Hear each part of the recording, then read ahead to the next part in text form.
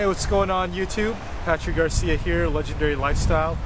And today, the topic of this video is fake it till you make it, a deeper understanding.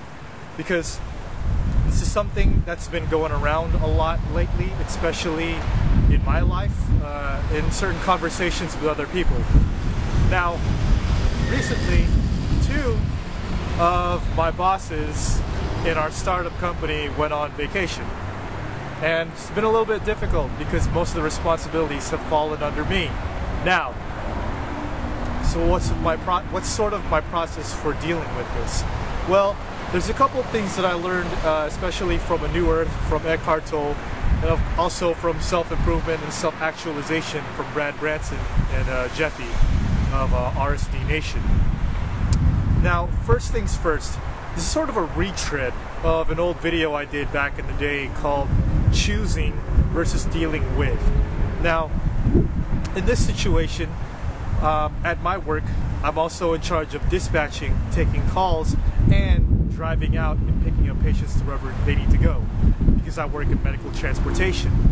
Now, this is a lot on me, a lot on a person, because usually the division of labor is very, decisive.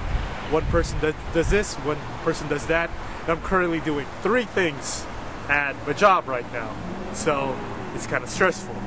So here's sort of getting around that. Well, number one, the whole process of dealing with versus choosing. Now, in A New Earth by Eckhart Tolle, he talks about the topic of suffering.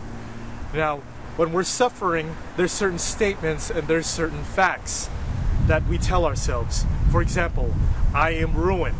That is a story, all right? That's more of a statement that is like encompassing a multitude of things.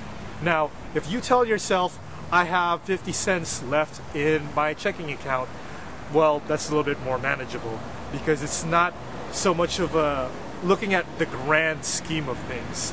So what Eckhart Tolle talks about in A New Earth is that you need to accept suffering in order to transcend.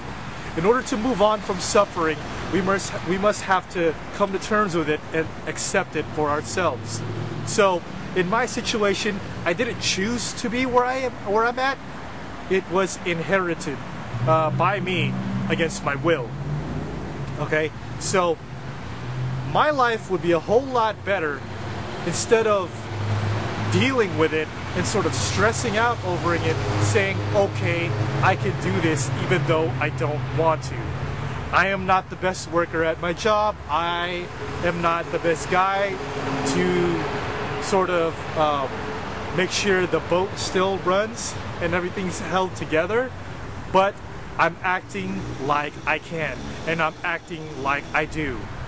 I don't know how to do everything at my job, but right now, it's very imperative for me to act like I know how to do everything at my job, even though that I don't. So, when we take a closer look at this in terms of sort of faking it till you make it, right?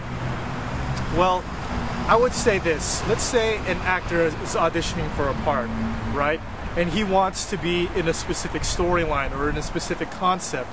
Now, even though he doesn't know what that concept or part entails, he needs to figure out what costume does he need to wear in order to be at that position and in order to play out the specific role. So when you think about these things, think about who your identity is, all right? What are the things that interest you? What are the things that you feel that you are your assets? What are the things that you feel that you are good at and you are not so good at? And how does that mesh with what you're trying to accomplish? So, in the movie Catch Me If You Can by Leonardo DiCaprio, there's a scene, well actually the whole movie, he plays a con man who entails a multitude of roles. A pilot of an airplane, a doctor, right?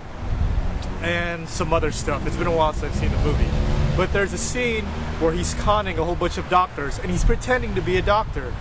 Now, when the other doctors tells him what's wrong with the patient, he turns to the other doctor, his associate. He says, okay, I see.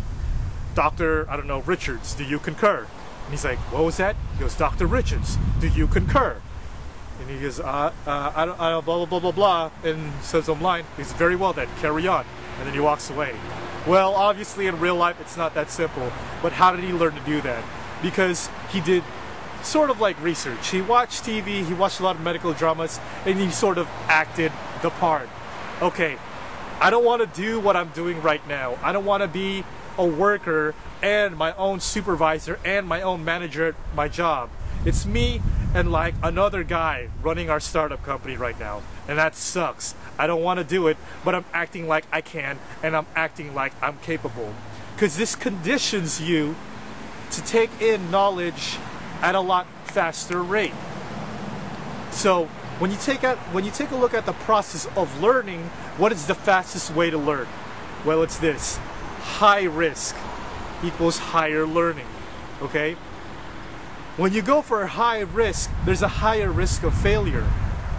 But the quicker you get that out of the way, the quicker that you learn a multitude of things. So, in actuality, I'm pretty sure it's a lot harder to con people. But what's important to take away from that is the learning process of high risk and high failure versus low risk and low failure. Alright? So, I guess that's a couple of things to think about. I just want to leave you guys sort of with this. Something that I learned from Brad Branson from Real Social Dynamics. Okay, so he has this example of getting out of flight school, right? And you know, you're still got the jitters, you've studied all you need to know, you passed the test, and you know, you're sort of going into your flight simulator and whatnot, you know, before you sort of do the real thing. And your co-pilot, it shows that he definitely knows a lot more than you, okay? And while you're in there, you're like doing the checklist, you're making sure everything running correctly, and you're preparing for takeoff, and then you flip a switch that you're not supposed to flip. Then the other guy goes, hey, like, why did you do that? You're not supposed to do that. Didn't you read the manual? Didn't you pass the test? That's very dangerous. That leads to something else, and blah, blah, blah, blah, and you can't do that. And the guy goes, what? Man, in flight school, that's just something that we used to do. Man, we're not serious. We just do that as sort of initiation, but we're not actually going to press the button. Man, whatever. You know, it's like he's just acting like he did that on purpose, when in actuality, he kind of sort of screwed up. But what's important is that he didn't act like he screwed up.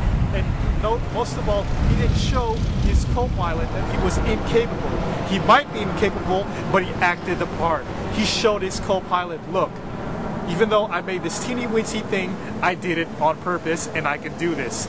Even though there's that minuscule of self-doubt, that self-doubt is diminished. Once you fully accept your situation, you can transcend it. Okay? So with Patrick Garcia, Legendary Lifestyles, and as always, become legendary.